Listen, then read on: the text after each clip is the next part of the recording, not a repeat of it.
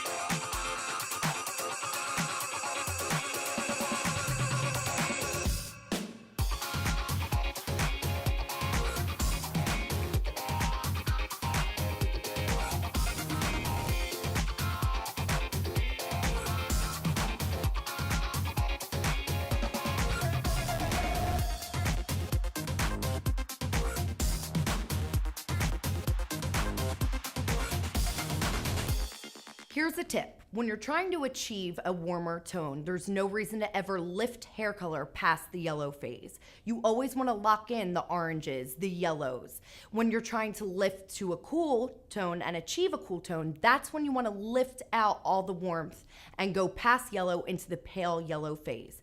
Remember to try to get off of lifting through levels. Always lift through tone when you're trying to achieve a warm tone or a cool tone. After Rachel has processed, we took down her foils, we did a shampoo, towel dried the hair so we can open the cuticle a little bit, and I applied our new demi-liquid gloss in LumiShine, the 10NC, equal parts with 5 volume developer. I love to gloss with that to achieve a peachy strawberry tone. It seals the cuticle, makes it super, super shiny. It's ammonia-free, mixed with 5 volume equal parts just for 8 minutes I did at the sink. And you guys can see how beautiful this turned out. And again, doing the pushback with the hair that's remaining out of the foils so you can really get that lived in heavy dimension toward the ends. All right, guys, so now we're going to move into the style and cut portion of the video. We're going to use the Blonde Life Brightening Veil. We're going to spray that on the hair prior to the blow dry. This is a multitasking product. The thing I like about this product the most is that it's not only for UV damage and color fading, but it's also a thermal protectant, and it adds a ton of shine to the hair. So it's a great multi-tool product for your styling. So this is Zach. He's doing the styling for me. Then I'm going to do a dry haircut. But I wanted to show you guys some of his technique. This isn't even something we were necessarily going to put in the video, but what I love is watching how he works. So he's a 20-year-old guy. He goes in, he starts styling, just the technique that he has. Watch how he works that tension. So we're smoothing this out for the cut, but watch how he wraps the hair around the brush. So I love that. Watch how he holds the hair in his fingers, goes back and forth different ways to pull tension, and that's how you get all of that great shine and really lay that cuticle down. So I just love his technique. I think you guys will benefit a lot from those couple tips and watching it, but it's just amazing how he moves that brush around. So great job, Zach. Love it. And he prepped the hair perfectly for the cut. So now the cut's going to be pretty simple. What I did was I sectioned off a triangle at the very top fringe portion of the hair. So almost to the high point of the head down to the recession point. And then I'm going to take diagonal forward partings down her head from that top of that triangle down, and I'm going to follow that pattern all the way back to the back of her head. So I'm over directing everything forward. Now, what I wanted to do was take Rachel's hair. Right now it was very one length, very long, very heavy. So what I want to do is open up her face a little bit. So the way that I'm going to open up her face is I'm going to over direct everything forward, and what that'll do is remove weight from the front, push it to the back so it opens up her face. And then I use a tease cutting technique, which is a half open, half close of the scissor, and I work that all the way down so that I get a broken line as opposed to getting a really sharp straight line. And that's just going to debulk the front of the hair, give it a lot more movement, and so that's why I like doing that technique. So you notice, very simple. The hardest part is just getting that technique down, but I'm working a half close. So as the scissor comes down on the hair, it half closes, kind of pinches that hair right to the back of the blade, and then starts to cut the hair. So we're not closing all the way. We don't want to create that much of a blunt cut. Now to get my guideline, what I did was I took a piece from the side that we just cut and then a piece from the current side we're working on, and I just brought it together and I cut that little piece. Then I elevate the hair from there and I do the tease cutting technique to then start my layering. So doing the same exact thing on this side as I did on the opposite side, really working a heavy stroking pattern with that tease cutting technique.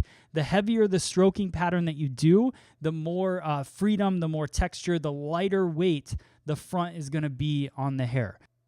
So now you're going to get a good look at the balance of those layers, how it opens up her face, the texture that we've created, the lightweight feel in the front. So now I take down that triangle, and this is the fun part, guys, because what I'm going to do is decide. I twist it up, and then I decide where I want that length to hit. So I'm going to go chin length because Rachel was just really looking for a lot of movement, a lot of layers. She wasn't really looking for bangs. So I kept it a little bit longer, but you can see how that just opens everything up. You comb them back. Very beautiful layered feel to the haircut. So that's pretty much it for that. Now we're going to go in with our humidity blocker, but this is also a thermal protectant. So I'm going to prep her hair with that. We're going to do a style now. So Zach went in and he did the blow dry for me to smooth it out and get it ready for the cut. Now we're going to build a ton of volume and a ton of shape. We're also going to add in the shaping and finishing spray by Joico. This is kind of a medium hold, even a little less than medium. I'm going to spray that on every section. And I'm going to use a wand iron and just wrap the hair away from the face horizontally. So I brought everything, just like the cut, I brought everything towards the face. Now I want to style it off of the face. So I basically take everything, wrap it horizontally back off of the face, clip it, pin curl clip it away. Zach's helping me out here, and just wrap it up. So the reason I want to set it in the pin curl clips, some of you guys already use this, some of you guys don't. I like using the pin curl clips because it allows the style to cool. And then once it's cool and you have that the shaping and finishing spray in there creating that hold, once it cools off, you can run your hands through it, you can really style it and mold it however you want. if you let it cool and it's hanging free, sometimes it pulls the whole style out of it. So just really doing a nice consistent set throughout the back horizontally, like we said, wrapping everything in the same direction off of the face, and then that's pretty much it.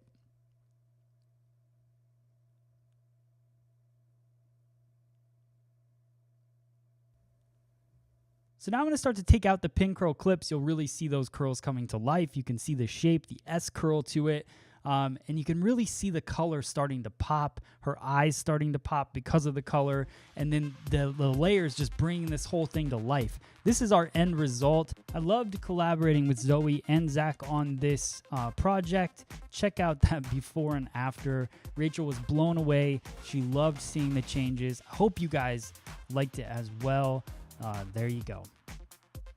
All right, guys, thank you so much for watching this video. I hope you enjoyed watching it as much as we enjoyed making it. If you guys want to check out more videos, go to the Joicolor app. You can download it on your phone or joico.com for more videos and tutorials.